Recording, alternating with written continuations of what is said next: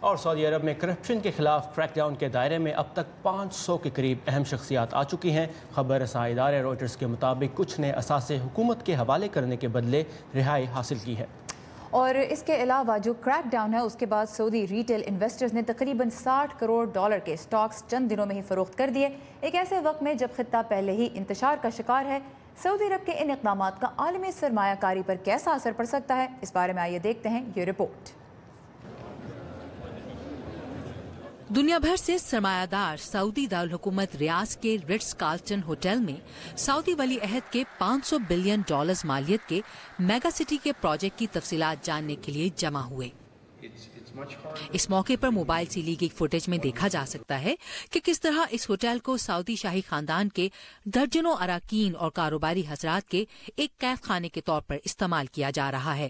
ان گرفتار کیے جانے والے افراد میں دنیا کے امیر ترین لوگوں میں سے ایک پرنس ولید بن طلال بھی شامل ہیں۔ لندن کا مشہور سیوائے ہوٹل ان کی ملکیت ہے، جبکہ وہ ٹویٹر، ایپل اور سٹی گروپ جیسی کمپنیز کے بڑے شراکت دار بھی ہیں۔ ان کی گرفتاری سے مغربی ممالک میں ان کے بزنس پارٹنرز میں پریشانی پیدا ہونے کا امکان ہے۔ جن لوگوں نے انہیں قابل بھروسہ اور کاروبار کے لیے محفوظ سمجھا وہ یہ ضرور سوچیں گے کہ کیا سعودی عرب میں ان کے کاروباری شراکت دار محفوظ ہیں۔ نیشنل گارڈ کے سابق سربراہ شہزادہ مطب بن عبداللہ کو بھی عہدے سے برطرف کر کے گرفتار کیا گیا ہے۔ تجزیہ کار اسے ولی عہد کی جانب سے اپنی طاقت بڑھانے کی کوشش قرار دے رہے ہیں۔ محمد بن سلمان نے پہلے دفاع، پھر کاؤنٹر ٹیررزم اور پھر انٹیلیجنس سروسز کو اپنی نگرانی میں لیا، اور نیشنل گارڈ صرف ایک ہی ادارہ تھا جو کہ بچا تھا۔ سعودی ولی عہد 2030 ویژن کے نام سے معاشرتی اور معاشی اصلاحات متعارف کرا رہے ہیں۔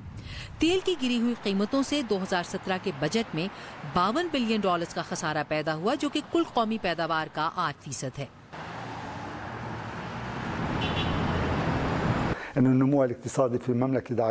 اقتصادی نمو کافی کمزور ہے اور ریاست کی معیشت تیل کی اکانومی سے سرمایہ کاری کی اکانومی میں تبدیل ہو رہی ہے، اور سرمایہ کاری کی معیشت کے چند اہم ترین بنیادی اصولوں میں شفافیت، وضاحت، گڈ گورننس اور کرپشن کا مقابلہ شامل ہے۔